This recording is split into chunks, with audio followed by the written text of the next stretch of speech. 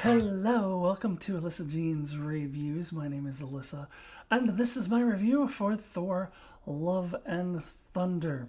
If you have not yet seen the film, no worries. The first part of this review will be completely spoiler-free. I'll start off by giving my spoiler-free thoughts, and then move into my spoilery take on the film a little bit later on. And once I do that, I will give you ample warning to skedaddle, to get out of here if you have not yet seen the movie. Then you can go watch the movie, and then you can come back and watch my spoiler section later. So, my spoiler-free thoughts. I saw some spoiler-free reviews and read some spoiler-free reviews before I saw the movie, and it seemed the one thing that everybody wanted to do was to answer the question, yes or no, is this better than Ragnarok? And I like that that's how they framed it, because I think that is a more appropriate question than, is this better than Doctor Strange and the Multiverse of Madness? Is this better than Spider-Man No Way Home? I think comparing this film to Ragnarok is more comparing apples to apples. Ragnarok was clearly the best Thor film prior to this one. So it does beg the question, did this improve upon Ragnarok? And thus far, I've heard a couple of yeses. Yes, they did like it better than Ragnarok. I think I've seen more no's than yeses, and I've seen one or two. I don't know yet. It's hard to say. One guy was like, let me watch Thor and Love and Thunder one more time, and then I'll let you know. So, as far as where I come out on that question, well, it's interesting because I didn't actually like Ragnarok the first time I saw it. I thought it was a little too silly. I was not really expecting the comedic elements that we got, and we got a lot of it. I wasn't thinking of Thor at that time as a funny character who would engage in comedy. I thought it's a bit over the top, bit silly. I also was not expecting to spend so much time in the fighting arena with the Hulk, and I didn't care for the Jeff Goldblum character. I thought all that was stupid, and I thought we were there forever, and I didn't particularly like that. However, I've seen the film now, I don't know, 4 or 5 times, and with each subsequential viewing, I know I just totally said that word wrong, but with you know what I mean. With each viewing, I like it more and more, and it's to the point where there's a real good place in my heart for Thor Ragnarok. So with that being the case, I think it probably would take a few viewings and maybe a few years for Thor: Love and Thunder to surpass it, just for that reason. Like, I think it would be a challenge for me to just go see this movie once and then automatically say that it's better than Ragnarok. There's a lot of similarities between the two. They're both Taika Waititi movies, so they both have a lot of comedy, a lot of silliness, lightheartedness, but a serious tone as well, and some emotionality as well. So they're both very good films, and they're both very similar styles of films. But I think because Ragnarok has really sat with me for so long, and it's grown a place in my heart, ask me this question in 5 years, and maybe I'll change it after watching Love and Thunder a few more times. Maybe I will say Love and Thunder at that point. But right now I have to give Ragnarok the little edge just because it's been around longer. And I've seen it more times, and I've really had a lot of time to let it sink in. But it's close, though. It's not like a landslide. Ragnarok is way, way better, in my opinion. I think it's slightly better. Now, as far as some of the things that Ragnarok does better and Love and Thunder does better, I think for Ragnarok, I don't know, I guess maybe I'm used to the silliness by now, and I like the humor. I like some of the humor in Love and Thunder, but there are times when I feel like it goes overboard. There are some jokes that didn't land with me, and there are points in the film where I'm like, is this movie serious? Is this just a comedy? I mean, especially through like the first act, maybe into the second act, it was like, is this just one joke after the other? There are parts where I was growing weary of that, but again, I felt the silliness was too much in Ragnarok when I first saw it, so maybe this just needs to grow on me. And don't get me wrong, there were a lot of times in this film where I was laughing out loud in Love and Thunder, so don't misunderstand me. I'm not saying it wasn't funny. I'm saying at times it felt like maybe they were laying on a little thick with the humor. And also, Ragnarok has a better MCU cameo, or more like guest star. Mark Ruffalo and the Hulk are a very important part of Ragnarok. And although initially I thought that part dragged on, I actually grew to really love the Hulk in that movie. Whereas in this movie, it's pretending that the Guardians of the Galaxy are in it, but they're disregarded pretty much immediately after barely having any lines, and they're completely inconsequential in this film. It's to the point where I wonder why they bothered to have Thor go off with the Guardians of the Galaxy after or at the end of Endgame. It seems like maybe they had a different plan, or maybe they didn't have a plan, but they thought they might do something cool with it, and then later decided, nah, let's just get rid of the Guardians of the Galaxy pretty much immediately. I mean, I don't know that Drax had any lines. He might have had one.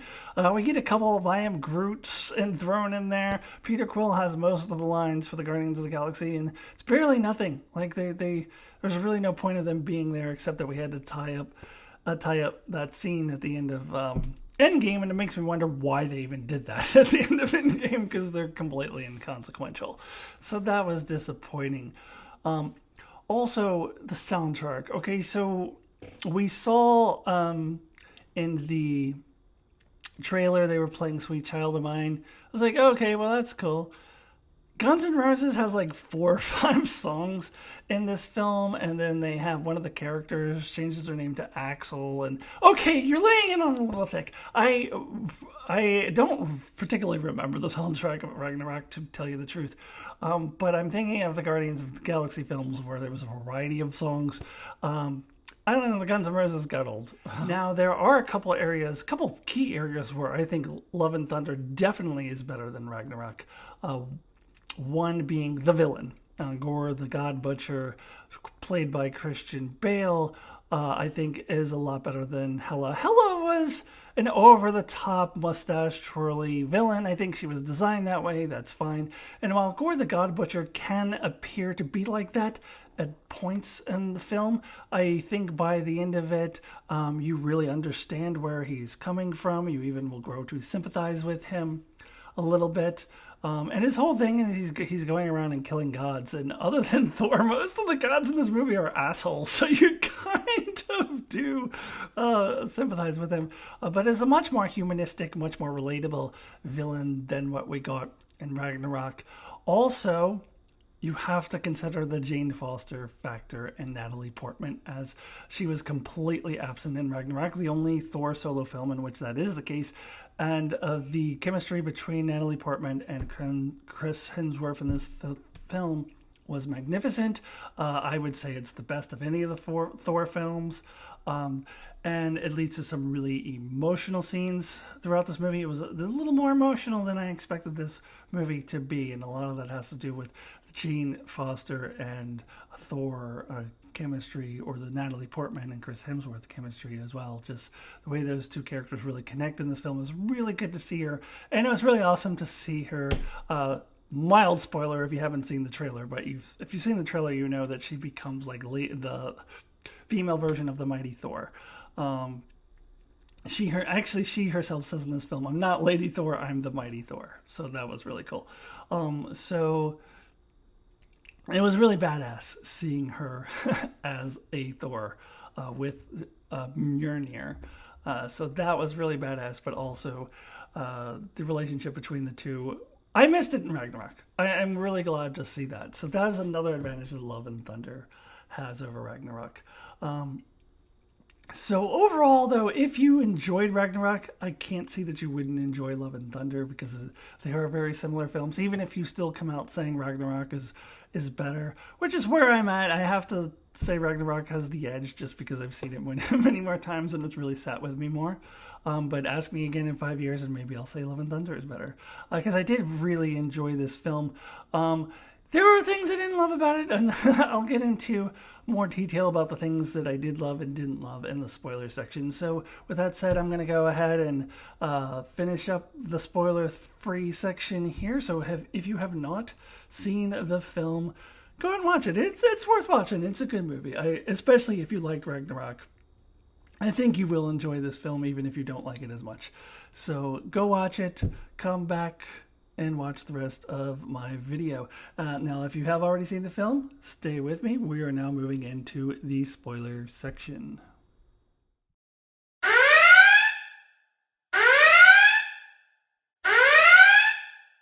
Okay, I think the spoiler-free people should be gone, and if you're not, then that's your own fault at this point. I want to start by talking about there's two things that I said I really liked about this film: the villain and also Jane Foster. And I'll start first with Gore the God Butcher. I thought Christian Bale was excellent in this role. And as I just mentioned, I kind of really related to this character because the gods are all assholes. And particularly the god at the beginning of the movie, who he's praying to, who just like laughs at him, mocks him, and it's just a complete dick. It's a very, very terrible person. So Gore wanting to kill him, I couldn't blame him. And you know what? It's clearly stated in this film that whoever possesses this film or this sword, the necromancer sword, kind of goes a little bit mad, and the sword kind of controls them. So I mean, he was kind of being controlled by the sword. So, I mean, anything evil that he does, kidnapping the kids and whatnot, I mean, he's kind of gone mad by this sword. So, I really empathize with this villain. Then, in the end, I'm wondering what other people will think of Thor's speech to him. Maybe people think it's sappy. I thought it was really heartfelt, and I thought it really tied together the themes of the movie, which is losing love and the desire to want to get the love back, and Thor recognizing himself in Gore the God Butcher, with Thor, of course, losing Jane. She didn't die at that point, they had broken up, but how much that really affected him over the years, and how much he realized he missed it and wanted to do anything to get it back and make amends and not make the same mistakes that he made in the relationship before. And recognizing in Gore that what you need, it's not revenge, it's love. And I wonder if people will think that's a little sappy, but I think it's very true and it really worked well for me. And I loved that in the end, Gore, the God Butcher, who actually had pretty much won because he had the chance to eliminate all the gods by making that wish, chose to have his daughter back, even though, he was going to die. I thought Jane was a little out of line volunteering Thor to raise Gore's daughter because she goes, Jane's the one who said she won't be alone. But Jane, you're about to die. Like, you're speaking for Thor there. But I think it worked out because I think Thor was able to kind of fill that gap in his heart that was opened up by Jane then dying, by taking on this daughter. And it's something that he thought he didn't want before. But we get to see that scene at the end with the two of them, and how much they love each other and how much they're good for each other. And it was very sweet. So it's a great ending altogether. And I really liked Gore the God Butcher's role in this. And when he was villainous, he was very creepy. He wasn't a villain that you didn't take seriously. Like, especially that scene where he's sitting there with the children and he like kills that, whatever that thing was. And like, he's very, very creepy. So he's an effective villain, but also a villain that you can empathize with. So really liked this villain. I really liked Christian Bale in this role. All right, and now let me talk about Jane Foster. Now, I hadn't read the comic book run that this is based off of, but I watch a lot of YouTube videos that do talk about it, so I did know about the cancer storyline from the comics, so I was no surprise that that's the way that the film went as well. And I thought that it worked really well for this movie. And I like that she didn't tell Thor immediately that she had cancer. But I also like that she didn't wait till like the very end of the movie. It was about halfway through where Thor is like trying to get her back. He's like, "Hey, will you forgive me? Can we try again?" And she goes, "I have cancer," which actually was an appropriate time to tell him because he's now wanting to get back together again. I think he should probably know about the cancer thing. And so I was not expecting how emotional this movie was going to be. The scene at the end where, well, both the scene where she's in the hospital and then also the scene at the end where she actually dies. Little tears, teary-eyed. I mean, definitely got a little choked up. And it was earned. The reason why I was choked up is because of the chemistry between these two characters throughout the movie. And I don't recall Jane being as comedic, because I don't think the first two films were trying to be as funny. But it worked. It really worked. I love how she was trying to find her catchphrase. And I don't mind that we didn't actually get to hear what her catchphrase was, because she whispers it to Thor. That all worked for me. And then because of the chemistry and how well these two work together, how great it was to see them on screen, it made it really emotional when she dies at the end. Now, in the post-credit scene, I'll get to the mid-credit scene in just a bit, but in the post-credit scene, she goes into, I want to call it Tovakor, because the Klingon Tovakor is very similar to Valahar. But she's going into Valhalla, and I thought that was a nice little scene, you know, maybe not the best to wait for after all the credits, but certainly beats an ant playing drums. But then I went and watched some other YouTube videos of people who have read the comics, and I'm like, oh yeah, this is exactly what happens in the comic book. She goes to Valhalla, and then she comes back to life.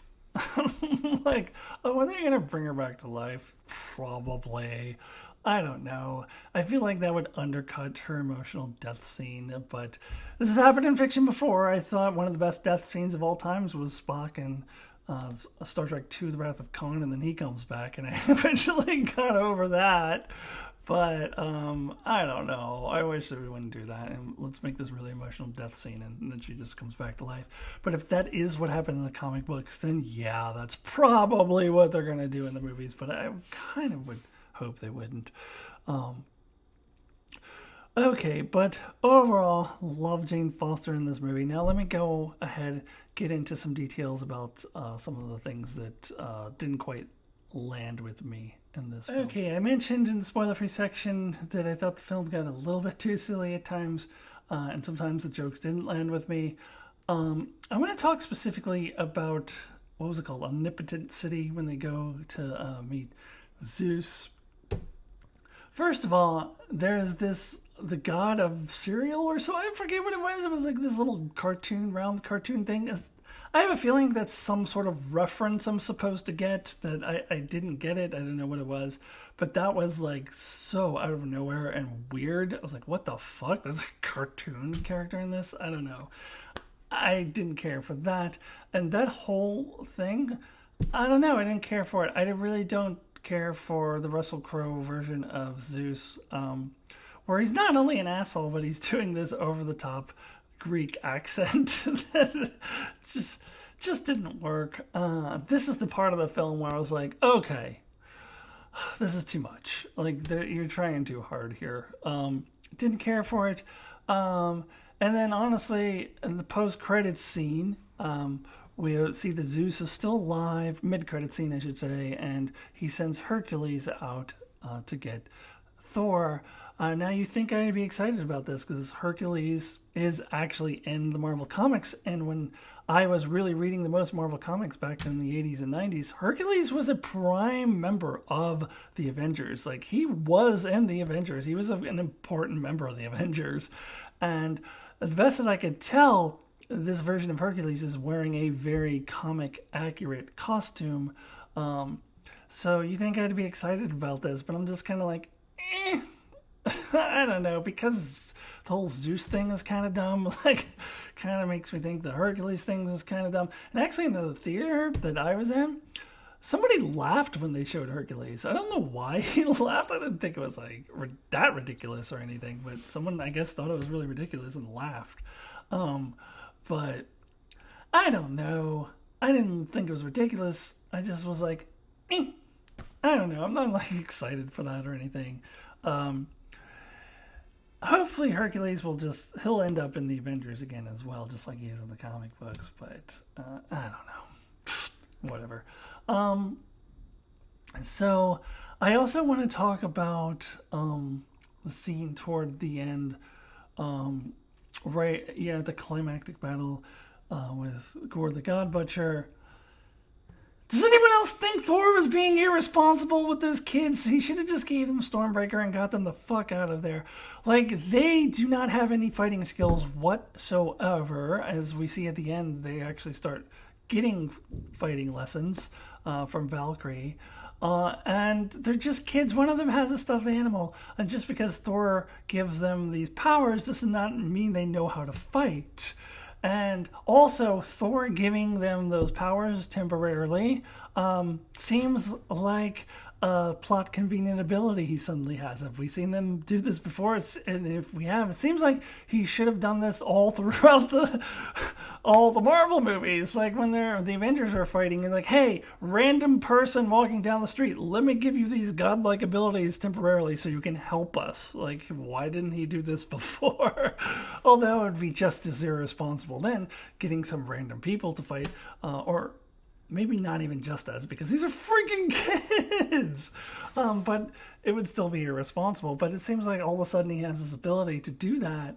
And you can't say, oh, well, it's because they're Asgardian, because the film goes out of its way to make sure that we know that not all of them are Asgardian. So that's not the reason why they have these abilities. It's just random, and it's completely irresponsible on Thor's part to do this. I didn't particularly care for that. He should be charged with child endangerment here. Yeah, I don't know. Didn't love that part of the film either. All right, I think that about wraps it up. Let me go ahead and conclude with my rating out of 10 for this movie. Alrighty, so my rating out of 10, with 1 being the lowest possible score and 10 being the highest possible score, for Thor Love and Thunder is an 8. A highly enjoyable film. I like it almost as much as Ragnarok, and maybe in 5 years I'll say I like it more. A lot to love. The villain was good, and loved the return of Jane Foster and her chemistry with Thor in this movie. But as I said, it does get a bit much at times, so it's far from perfect. So I think an 8 is a good score for this movie. Alright, thank you so much for watching. If you also like other Marvel content, stay tuned for my Miss Marvel review coming out about a week from now after its final episode airs. Also, I cover Star Trek, Star Wars, and I do monthly transition-related videos, transgender-related videos as well. So please subscribe. Please like, and I will see you really soon.